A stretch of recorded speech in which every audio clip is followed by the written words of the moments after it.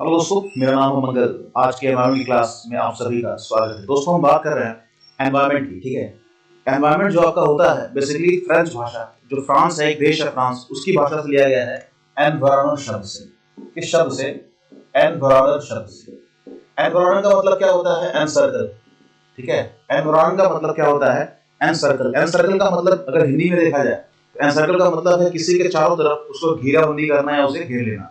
हिंदी में एनवायरनमेंट को कहते हैं पर्यावरण। तो कहीं ना कहीं अगर आप इसका संधि विच्छेद करें तो आवरण, पर्याय, आवरण, पर्याय मतलब जो आपका सराउंडिंग्स है, जो आपका एनवायरनमेंट है, ठीक है, उसके आपका एक चारों तरफ एक आवरण बना लेनी है, तो उसे हम पर्यावरण कहते हैं। ठीक है, वहीं पर अगर एनवायरनमेंट की बात की जाए तो ये फ्रेंच भाषा से लिया गया शब्द है, जिसका मतलब है फ्रेंच में एनवायरनमेंट को एनवायरनमेंट कहते हैं। इसका मतलब होता है एनसर्कल। एनसर्कल का अगर हिंदी में मतलब पूछें तो हिंदी में इसका मतलब होता है किसी को सराउंड करना, चारों तरफ से घेर लेना। ठीक है, तो जैसा कि आप स्लाइड में बच्चे जो इमेज देख पा रहे होंगे, इसमें दिखाया गया है कि पृथ्वी पर कुछ मानव द्वारा कुछ गतिविधियां की जा रही है। ठीक है, इंसानों द्वारा कुछ गतिविधियां की जा रही है, जैसे बिल्डिंग्स बनाई जा रही है। ठीक है, कहीं पर हॉट एयर वेदर बैलून आपको दिख रहा होगा, माइनिंग दिख रहा है। ठीक है, ढेर सारा स्मोक निकल रहा है, फ्लाइट उड़ रही है। तो इस कहीं ना कहीं एक एनवायरनमेंट के साथ हम लोग का एक इंटरेक्शन है, एक ह्यूमन एक्टिविटीज का इंटरेक्शन है, पेड़ पौधों के साथ, ठीक है, पृथ्वी के साथ एक इंसान का एक इंटरेक्शन है। तो ये सारी चीजें जो हमारे तरफ घूम रही हैं आसपास, वो सारी चीज क्या है? वो एक एनवायरनमेंट है। तो बचपन में अगर आपसे कोई पूछता है कि एनवायरनमेंट की डेफिनेशन क्या होती है, तो आप क्या कहते हैं? इंग्लिश में क्या कहते हैं कि anything when we are surrounded by anything it is called as our environment. ठीक है, हमारे जो भी तरफ जो हमको सराउंड कर रहा है, ठीक है, वो एनवायरनमेंट है। ये बच्चों की डेफिनेशन हो गई।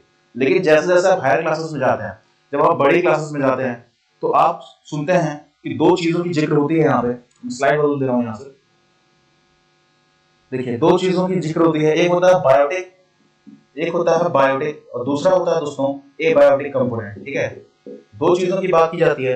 पहला होता है बायोटिक, दूसरा होता है ए बायोटिक। हिंदी में अगर बात की जाए, बायोटिक को बच्चे जीवित कहते हैं, जैविक कहते हैं, और ए बायोटिक को अजैविक कहते हैं। जैविक का मतलब क्या होता है? जिसके अंदर जीवन है। जैविक का मतलब, बायोटिक का मतलब, अब देखिए ये जो बायोटिक शब्द है इंग्लिश में बायो से बना हुआ है, और ये ए बायो लिखा हुआ है। बायो का मतलब क्या है? Living things. ठीक है, तो जैविक चीजें हैं। ए बायो मतलब उसमें बायो नहीं है। ठीक है, उसमें बायो नहीं है, तो बायो नहीं है तो उसमें लाइफ नहीं है। जिसमें लाइफ नहीं है वो ए बायोटिक। ठीक है, तो ये दो शब्द बच्चे याद रखिए। कभी कभार एक नंबर का क्वेश्चन आपसे पूछा जाता है कि इनमें से कौन सा बायोटिक कंपोनेंट है, या बायोटिक पार्ट है, या जैविक पार्ट है, या कौन सा अजैविक पार्ट है, या ए बायोटिक पार्ट है। क्लासेस आपकी बाइलिंगुअल होंगी। ठीक है, क्लासेस आपकी बाइलिंगुअल होंगी। भले ही इंग्लिश में यहाँ पे लिखा होगा, मैं आपको हिंदी में इंग्लिश में दोनों समझाने चल रहा हूँ, तो ध्यान दीजिएगा, उसके ऊपर मत परेशान होइए। ठीक है, तो हमने बात की सबसे पहले कि एनवायरनमेंट शब्द कहाँ से आया हुआ है। एनवायरनमेंट शब्द एक फ्रेंच भाषा का शब्द है, एनवायरनर। उसका मतलब होता है एनसर्कल। एनसर्कल का मतलब होता है किसी के चारों तरफ आवरण बनाना। ठीक है, तो फिर हमने बात की कि एनवायरनमेंट की परिभाषा क्या होती है। एनवायरनमेंट बच्चों जो पहली छोटी मोटी क्लास में पढ़ते हैं तो बोलते हैं कि when we are surrounded by our surrounding is called as environment. ठीक है, तो हमारे चारों तरफ जो भी चीजें होती है उसे हम एनवायरनमेंट कहते हैं। लेकिन जब हायर क्लासेस में हम जाते हैं, जब बड़ी क्लासेस में हम पढ़ते हैं, तो हम कहते हैं the interaction between biotic and abiotic components is known as environment. Hindi में समझिए कि जब जैविक घटक अजैविक घटक दोनों परस्पर संक्रियाएं करते हैं, आपस में मिलकर कार्य करते हैं, ठीक है, एक दूसरे के ऊपर निर्भर रहते हैं। ठीक है, basically biotic component abiotic component के ऊपर निर्भर रहता है, जैविक अजैविक के ऊपर निर्भर रहता है। तो ये जो इंटरेक्शन होता है उसे क्या कहा जाता है? एक इकोसिस्टम कहा जाता है। क्या कहा जाता है? इकोसिस्टम। ये शब्द आपके लिए नया है, थोड़ा सा ध्यान से समझिएगा। ये जो स्लाइड आपको दिख रही होगी, इसमें देखिए इकोसिस्टम एक शब्द लिखा हुआ है। ठीक है, इकोसिस्टम। तो इकोसिस्टम क्या है बच्चे? कि जो बायोटिक, ठीक है, जो जैविक घटक है, और जो अजैविक घटक है, ठीक है, जो भी हमने बात की थी, ये दो चीजें होती क्या है। ठीक है, तो इन दोनों के बीच में जो इंटरेक्शन होता है, इन दोनों के बीच में जो वार्तालाप, जो क्रियाएं होती हैं, वही एक इकोसिस्टम का निर्माण करता है। जैसे अगर आप स्लाइड में देखें तो ऊपर आपको दिख रहा है सनलाइट लिखा हुआ है, मतलब सूर्य की किरण लिखी हुई है। एक आपको फिर एक नदी दिखाई गई है, नदी के आसपास क्या पेड़ दिखाए गए हैं। ठीक है, नीचे आपको प्रोटोजोआ, एल्गी, ये सारी चीजें दिखाई गई हैं। मतलब सारी चीजें कहीं ना कहीं इंटरलिंक्ड हैं, कनेक्टेड है एक दूसरे से। ठीक है, सूर्य की रोशनी आती है तो पौधे के ऊपर पड़ती है, पौधा क्या करता है? प्रकाश संश्लेषण, फोटोसिंथेसिस करता है। ठीक है, तो फोटोसिंथेसिस करने के बाद वो कुछ खाद्य सामग्री बनाता है, जिसको चिड़िया ये सब सारी चीजें खाती हैं।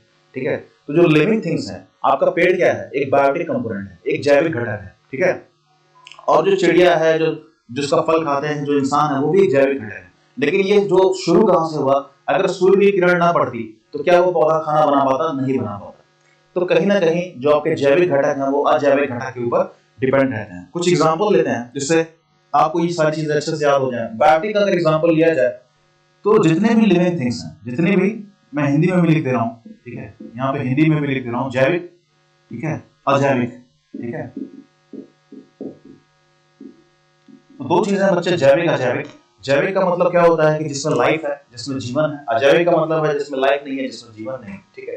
तो बायोटिक के अंदर आपके ह्यूमन बींग्स, ठीक है, इंसान आ गए, ठीक है, एनिमल्स आ गए, बैक्टीरिया आ गए, बैक्टीरिया भी बच्चे इसी में आएंगे, ठीक है, बर्ड्स आ गए, जितनी भी चीजें हैं, ठीक है, बर्ड्स भी लिख सकते हैं। बहुत सारे एग्जांपल आप लिख सकते हैं, ठीक है, ट्रीज हो गए, पेड़ पौधे हो गए, बहुत सारी चीजें इसमें आ सकती हैं। एबायोटिक में आपका वाटर हो गया, ठीक है, पानी हो गया, ठीक है, सनलाइट हो गया। तो इस तरह की चीजें एबायोटिक चीजों में आएंगी। तो अगर आपसे पूछा जाए कि इकोसिस्टम क्या होता है, तो आप बता देंगे कि एबायोटिक, बायोटिक, जैविक और अजैविक के बीच में जो इंटरेक्शन है, जो क्रियाएं हैं, जो उनके बीच में वार्तालाप हो रहा है, ठीक है, वो एक इकोसिस्टम का निर्माण करता है। एक बढ़िया इकोसिस्टम के लिए जरूरी क्या है कि बायोटिक एबायोटिक कंपोनेंट का बैलेंस बना रहे। जब ये बैलेंस बिगड़ता है बच्चे, जब ये बैलेंस बिगड़ता है तो कहीं ना कहीं चीजें गड़बड़ होती हैं। यहाँ पे कंपटीशन स्टार्ट हो जाता है, और कंपटीशन के चक्कर में जब डिसबैलेंस होता है तो हर चीजें बिगड़ जाती हैं, और वहीं पे पृथ्वी का जो बैलेंस है वो बिगड़ना स्टार्ट हो जाता है। डिसबैलेंस जो है, पृथ्वी आपकी डिसबैलेंस हो जाती है, और हम लोग परेशान रहते हैं कि आखिर ये हो क्यों रहा है, ठीक है। अगर एक बात की जाए कि जैसे अभी आज के समय में अगर आप सुने तो एक हाल ही में एक न्यूज आई थी चाइना के ऊपर। चाइना में क्या हो गया था, कोल संकट, ठीक है, कोल बहुत तेजी से खत्म हो गया था, वहां पे कोल खत्म हो गया था। उसकी वजह से क्या हुआ कि जो आपकी ऊर्जा है, बेसिकली जो बिजली प्रोड्यूस हो रही थी, बिजली बंद हो गई, ब्लैकआउट हो गया था करीब 2-3 घंटे के लिए। तो ऐसी चीजें काफी हो रही हैं इस समय। उसका रीजन क्या है कि इंसान पूरी तरह से डिपेंडेंट हो गया है कहीं ना कहीं जो आपकी रिसोर्सेज हैं उसके ऊपर। हम कहीं ना कहीं जो नेचुरल तरीके हैं उसके ऊपर कार्य नहीं कर रहे हैं। उसके बारे में भी आगे की स्लाइड्स में बात करेंगे। चलिए, तो आपने समझा अभी दोस्तों कि अगली एनवायरनमेंट का मतलब क्या होता है, उसका डेफिनेशन क्या होता है, बायोटिक एबायोटिक क्या होते हैं, इकोसिस्टम क्या होता है, ठीक है, ये सारी चीजें हमने डिस्कस की। तो अब आपसे क्वेश्चन पूछा जाए कि रिन्यूएबल, ठीक है, और नॉन रिन्यूएबल, ठीक है, नवीनीकरण जो आपकी ऊर्जा होती है, नवीनीकरण ऊर्जा कह लीजिए आप। तो जो नवीनीकृत ऊर्जा है, ठीक है, वो क्या होता है, रिन्यूएबल सोर्सेज क्या होते हैं, नॉन रिन्यूएबल सोर्सेज क्या होते हैं, ये सारी चीजें हम लोग आपसे डिस्कस करेंगे। कहीं ना कहीं इससे भी एक दो क्वेश्चन आपसे पूछ लिया जाता है। पहला चीज है रिन्यूएबल सोर्सेज। क्या है रिन्यूएबल सोर्सेज? स्लाइड में आपका लिखा हुआ है, मैं यहाँ पे फटाफट लिख रहा हूँ, ठीक है। ऐसे सोर्सेज, ऐसे एनर्जी के सोर्सेज जिनको आप रिप्लेनिश नहीं कर सकते, जिनको आप फिर से, सॉरी रिन्यूएबल की बात कर रहे हैं, जिनको आप फिर से रिप्लेनिश कर सकते हैं, जिसको आप फिर से बना सकते हैं, ठीक है, इन्हें क्लीन एनर्जी भी कहा जाता है। क्या कहा जाता है? क्लीन एनर्जी भी कहा जाता है। क्लीन एनर्जी क्यों कहा जाता है? कि क्लीन एनर्जी का मतलब है कि ये कोई भी पॉल्यूशन क्रिएट नहीं करती, कोई भी आपके जो आपका एनवायरनमेंट है, जो आपका एटमॉस्फेयर है, उसके अंदर कुछ भी इसमें खराब चीजें नहीं डालते, तो इसे क्लीन एनर्जी कहा जाता है। जैसे कि इसके एग्जांपल अगर आप देखें तो इससे ज्यादा क्लियर हो जाएगा। ये भी क्वेश्चन आपसे पूछा जाता है कि रिन्यूएबल सोर्सेज की एनर्जी का एग्जांपल क्या है। अगर आपसे एग्जांपल पूछा जाए तो सोलर एनर्जी, आप क्या लिखेंगे? सोलर एनर्जी, पवन ऊर्जा, ठीक है, विंड एनर्जी, ठीक है, विंड एनर्जी आपका हो गया। उसके बाद क्या हो सकता है, आप इसमें लिख सकते हैं हाइड्रो पावर एनर्जी, ठीक है, हाइड्रो पावर एनर्जी आप लिख सकते हैं। उसके बाद फिर बहुत सारे ऐसे एग्जांपल हो सकते हैं, विंड हो गया, सोलर हो गया, थर्मल हो गया, जियो थर्मल हो गया, ठीक है। ये सारे कहीं ना कहीं रिन्यूएबल सोर्स ऑफ एनर्जी के अंदर आते हैं। इसको रिन्यूएबल क्यों कहा जाता है, मैंने आपको बताया। इसमें अगर आप डेफिनेशन देखें तो क्या लिखा होगा, renewable energy often referred to as clean energy comes from natural source or process that are constantly replenished. For example, sunlight or wind keep shining and glowing even if their availability depends on time and weather, ठीक है। तो इसमें देखिए क्या लिखा हुआ है, English में जो लिखा गया है उसको मैं हिंदी में बता रहा हूँ। देखिए क्या लिखा गया है कि रिन्यूएबल एनर्जी जो नवीनीकरण ऊर्जा है, इसे आप क्लीन एनर्जी मतलब स्वच्छ आप ऊर्जा इसे कहते हैं। क्यों कहते हैं मैंने आपको बताया, क्योंकि ये पॉल्यूशन क्रिएट नहीं करते हैं, ठीक है, ये प्रदूषण नहीं बनाते हैं, कोई प्रदूषण का कारण ये नहीं देते हैं। आगे क्या लिखा हुआ है इसमें कि ये हमेशा रिप्लेनिश होता है। रिप्लेनिश का मतलब कि अभी खत्म हुआ दोबारा फिर आ गया। सूरज की जो रोशनी है, आप उससे सोलर एनर्जी बना रहे हैं, लेकिन क्या उससे उसकी ऊर्जा खत्म हो गई? नहीं, कल भी फिर से रिप्लेनिश हो जाएगा, कल से फिर से आ जाएगा, तो उससे कोई दिक्कत नहीं हो रही है। तो ये रिन्यूएबल एनर्जी का एग्जांपल है। हाँ, ये बात सही है कि कभी कभार जब मौसम बिगड़ता है, बादल घिर जाते हैं, तो सूर्य की रोशनी पृथ्वी पर नहीं पहुंच पाती है, तो उस कारण उससे थोड़ा सा दिक्कत ये होगा कि उस समय आप उसका सहारा नहीं ले पाएंगे। लेकिन कहीं ना कहीं वो हमेशा रिप्लेनिश होती है, हमेशा बराबर बनती रहती है, और आप उसका बहुत अच्छे तरीके से इस्तेमाल कर सकते हैं। अगले टॉपिक पे आते हैं। आपका लिखा गया है डर्टी एनर्जी। क्या लिखा गया है? Dirty energy. देखिए इसका टॉपिक मैंने नाम जान के ये दिया गया है, स्लाइड में मैंने जान के इसका नाम डर्टी एनर्जी रखा है ताकि तुरंत हिट करे आप लोगों को। देखिए यहाँ पे लिखा हुआ है डर्टी एनर्जी। अभी हमने बात की थी क्लीन एनर्जी की। क्लीन एनर्जी क्या थी? Renewable sources of energy. अब डर्टी एनर्जी की अगर आपसे बात की जाए तो ये क्या होगी? नॉन रिन्यूएबल सोर्सेज, ठीक है, नॉन रिन्यूएबल सोर्सेज, ठीक है। तो नवीनीकरण अनवीनीकरण मतलब जिसको आप फिर से नवीनता फिर से आप उसको बना नहीं सकते, वो आपकी क्या हो जाएगी? Non renewable. आप इसे रिप्लेनिश नहीं कर सकते। और डर्टी एनर्जी क्यों कहा गया है? क्योंकि कहीं ना कहीं इसके इस्तेमाल से डर्टी एनर्जी दोस्तों क्यों कहा गया है?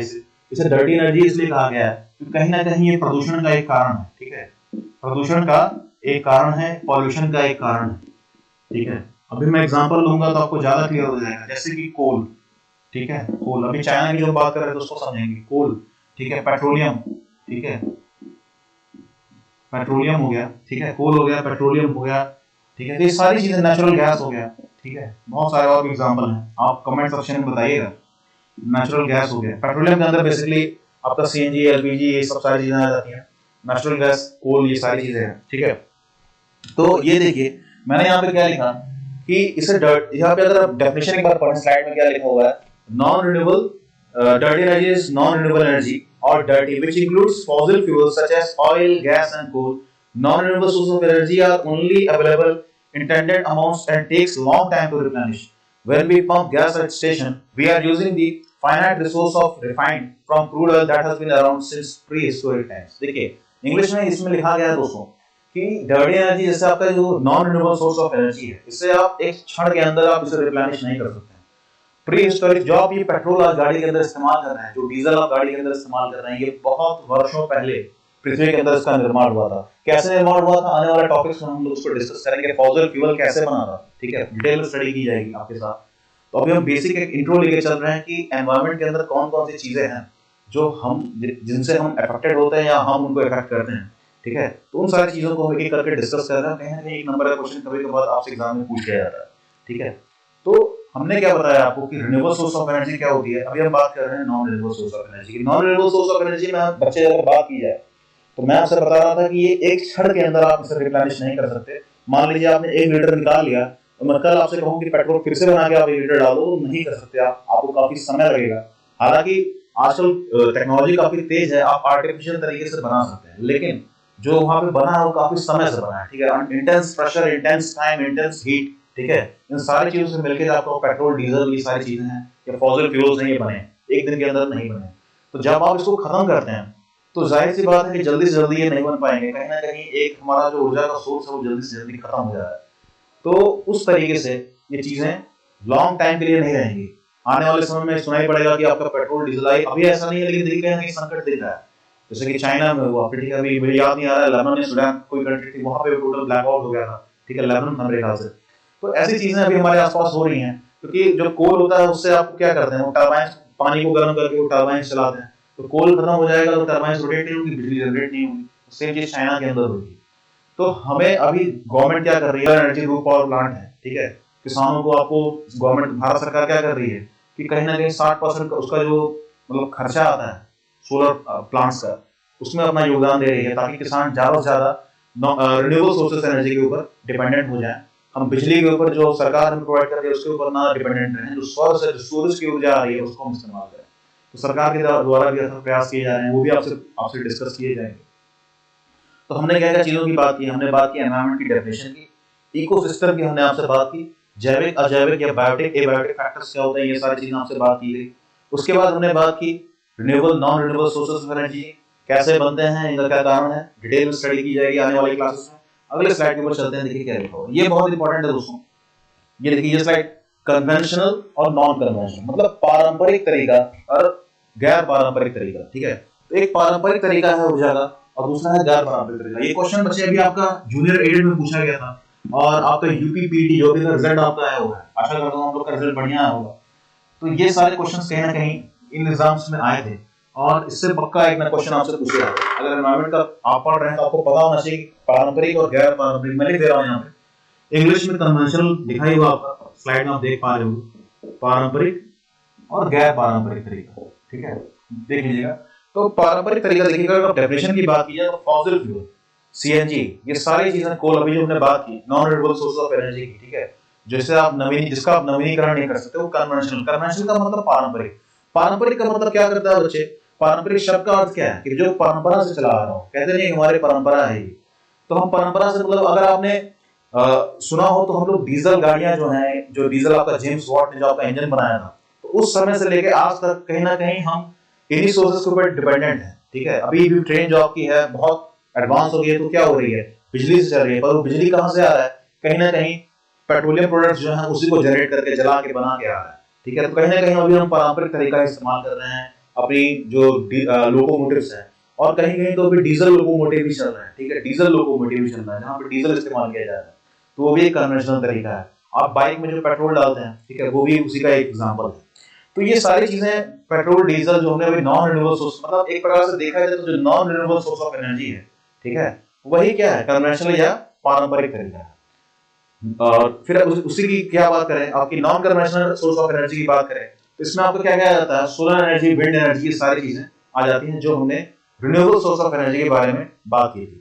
तो थोड़ा सा इसमें कंफ्यूज मत होइएगा। ठीक है, नॉन रिन्यूएबल कभी कभी बच्चे कन्वेंशनल मान लेते हैं, ठीक है, और रिन्यूएबल को आप क्या बोलते हैं, नॉन कन्वेंशनल मान लेते हैं। तो उसमें थोड़ा सा उल्टा है, देखिए वहां पे नॉन रिन्यूएबल है, यहाँ पे कन्वेंशनल है। ठीक है, या पारंपरिक तरीका है। हिंदी में तो आसान हो जाएगा, पर इंग्लिश में अगर आप पढ़ रहे हैं तो इस चीज का ध्यान रखिएगा कि जब भी आप पेपर दें तो आप हिंदी इंग्लिश दोनों में पढ़ते चलें, क्योंकि जहां पे आपको पारंपरिक शब्द दिखेगा, पारंपरिक शब्द आपको दिखेगा, आपको समझ में आ जाएगा जो परंपरा से आप क्या इस्तेमाल करते आ रहे हैं, पेट्रोलियम प्रोडक्ट्स। ठीक है, डीजल, पेट्रोल, ये सारी चीजें आप डिस्कस करते, यूज करते आ रहे हैं। तो उसी तरह से अगर आपसे बात की जाए, आपसे क्वेश्चन अगर आपसे पूछ लिया जाए इनमें से कौन सा कन्वेंशनल या पारंपरिक तरीका है, कभी कभार हिंदी इंग्लिश में भी दे देता है, बच्चे हिंदी में ट्रांसलेट करता ही नहीं है पेपर आजकल। ठीक है, क्वेश्चन इंग्लिश में, हिंदी में कन्वेंशनल लिख देगा, ऐसे कन्वेंशनल लिख देगा। तो दोनों पढ़िए, एक तरीके से काम नहीं चलने वाला है। तो अगर आपसे पूछ लिया जाए कि कोल, ठीक है, सनलाइट, विंड, ठीक है, हाइड्रो पावर, ठीक है, हाइड्रो पावर, इनमें से कौन सा कन्वेंशनल तरीका है, तो ऐसे क्वेश्चन आपसे एग्जाम में पूछ जाते हैं कि इन चारों ऑप्शन में से पारंपरिक तरीका या कन्वेंशनल तरीका जो एनर्जी का है कौन सा है। तो चार ऑप्शन आपके पास हैं, कोल, सनलाइट, विंड और हाइड्रो पावर। सनलाइट की बात अगर की जाए तो ये रिप्लेनिश हो जाता है, एक रिन्यूएबल सोर्स ऑफ नवीनीकरण ऊर्जा का उदाहरण है। सेम चीज विंड के लिए है, हवा भी आपका जो आप विंड पावर प्लांट चलाते हैं, ठीक है, तो सारी चीजें, ये तीनों चीजें 1 2 3, ठीक है, ये रिप्लेनिश हो जाती हैं, और ये कहीं ना कहीं एक रिन्यूएबल सोर्स ऑफ एनर्जी, नवीनीकृत ऊर्जा का उदाहरण है। वहीं पे कन्वेंशनल जो आपका है कोल, ठीक है, जो हम सदियों से इस्तेमाल करते आ रहे हैं, जो परंपरागत इस्तेमाल करते आ रहे हैं, क्या है, कोल आपका। तो कोल कहीं ना कहीं अगर आपने इस्तेमाल कर लिया तो क्षण भर में आप नहीं बना सकते। ठीक है, तो ये सारी चीजें आपको जाननी होंगी। आने वाले क्लासेस में हम लोग डिटेल में स्टडी करेंगे इकोसिस्टम के ऊपर, खाद्य श्रृंखला, फूड चेन के ऊपर, यूट्रोफिकेशन, बायोमैग्निफिकेशन, जितने भी क्वेश्चंस आपके एग्जाम में बनते हैं, ठीक है, ये सारी चीजें आपसे मैं बहुत बेहतर तरीके से डिस्कस करूंगा। ठीक है, और अभी आपकी क्लासेस, मैथ्स की क्लास और साइंस की क्लास और एनवायरनमेंट क्लास मैं आपके ले रहा हूँ। ठीक है, रीजनिंग मैंने कुछ क्लासेस ऑलरेडी पढ़ा रखी है, उसको जाके देखिएगा। आपकी सीडीपी की क्लास भी चल रही है, वो सारी चीजें आप लोग देखिएगा कैसे चल रही हैं, और बृहद तरीके से जितने भी कन्वेंशन आज तक हुए हैं, जैसे क्योटो प्रोटोकॉल, जो भी जितनी भी चीजें हैं, वो सारी चीजें आपसे डिस्कस की जाएंगी जो एनवायरनमेंट से रिलेटेड है। जीरो से हम लोगों ने स्टार्ट किया है, मैक्सिमम पोटेंशियल तक उसको लेके जाएंगे। तब तक के लिए बहुत बहुत धन्यवाद आपका। जय हिंद, जय।